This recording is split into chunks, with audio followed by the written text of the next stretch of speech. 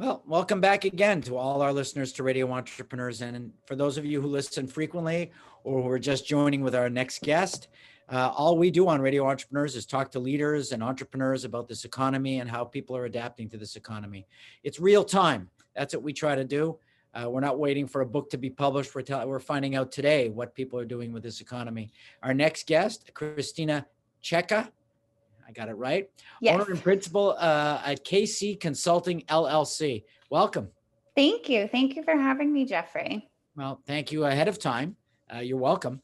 And why don't you tell us about KC Consulting? Sure.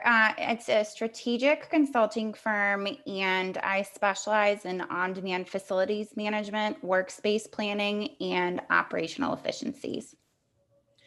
So sort of like it sounded to me, I'm going to be stupid now, I'll stick my neck out, like a sort of modern industrial psychologist. I'm not really sure. The on-demand facilities management portion actually grew very organically from one of my clients reaching out and asking for help when I went off on my own, a gentleman that I had done business with for many years. So it's been an interesting journey developing the business for sure. So what were you doing before? So we get a little bit of your evolution. Sure. So for the better part of 15 years, I was in the flexible workspace industry. For the last 10 years, I was with the same firm and worked my way from starting the Boston office to overseeing the East Coast region, doing sales and operations and kind of everything in between.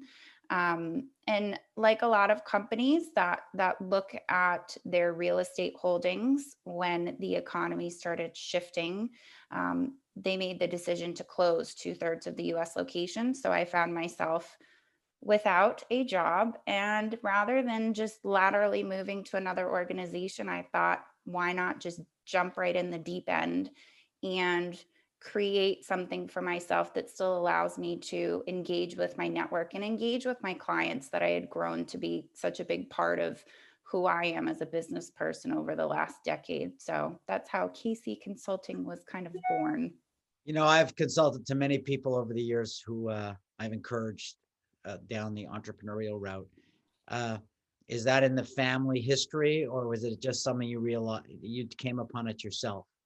I've always had that kind of entrepreneurial gene. I think I didn't come from a family business, but my father was an insurance broker for many years and went off on his own when I was in middle school. So I grew up with the idea of a home office and kind of working from home back before that was kind of a thing, I guess. I think I was also lucky enough in my corporate life to have bosses that really gave me the autonomy. So I always had that entrepreneurial kind of drive and mindset. This just was a springboard to actually really do it all on my own and be the one making the decisions for the business. So how long have you been doing this now? I'm on month 8. So still in the early stages. Second thoughts at all, or completely engaged? Completely engaged. I have to say the journey of entrepreneurship is equally terrifying, but it's super exciting. And it's so fun to meet new people and build my network and explore new opportunities and kind of challenge myself more. Do you feel like you're unique to your business? Because you've done this before for others. Do you feel like you've carved out something that's sort of special to you?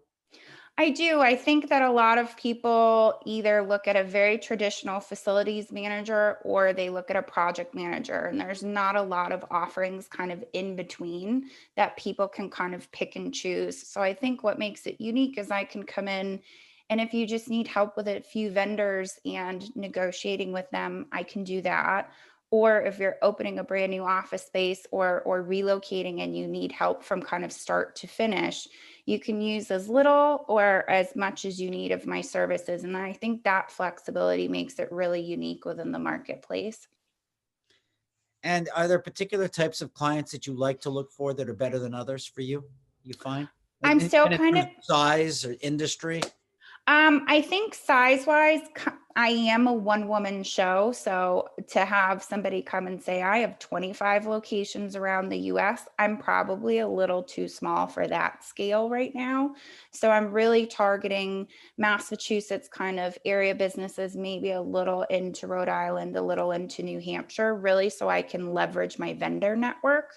That the size companies, I think it depends on the function that they're looking for. So I could help a larger company that's doing a relocation, whereas if it's somebody that just wants to do 5,000 square feet of opening brand new office space, that would be a great match for me.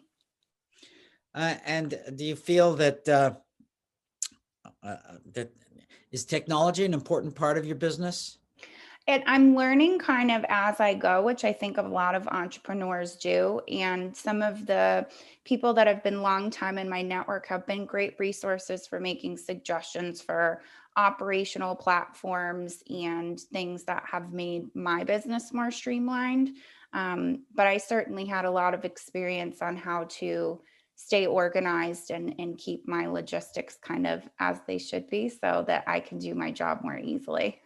Pivoted questions in the middle of my last question. That was my delay. And I wanted to know how you prefer to bill. Do you bill by a project or do you bill by the hour? How do you sort of make these things work for your clients? So I started off billing by hour, and that's been a good application, but I think it really does depend on the project. I don't think there's a one size fits all. Every client has different needs, and depending on the engagement, I think sometimes you need to customize the solution for the client.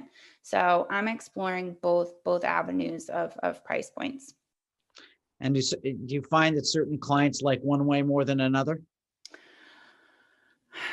I think that people look at the hourly rate and they can sometimes feel like it's being nickeled and dimed. So I think even if you do a lump sum, I think the thought process behind looking at that as an investment versus the little chips away in the cost, it depends on how that person manages their finances and kind of sees the value of their time, quite honestly.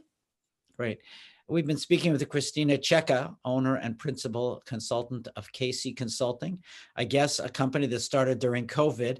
Kristina, if someone were looking for you and wanted to understand your services, maybe discuss with you what you could do for them, how would they find you?